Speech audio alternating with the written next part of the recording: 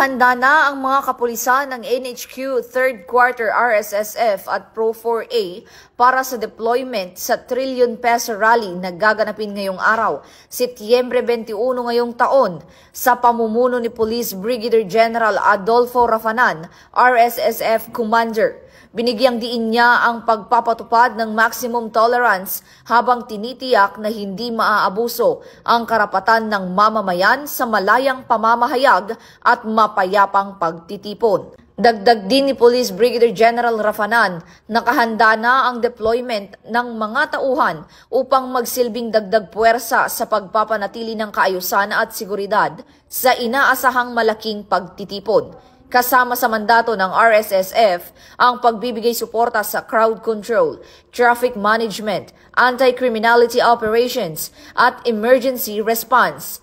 Patuloy namang nananawagan ang PNP sa publiko na makiisa at sumunod sa mga alituntunin upang maging mapayapa at maayos ang kabuuan ng aktibidad.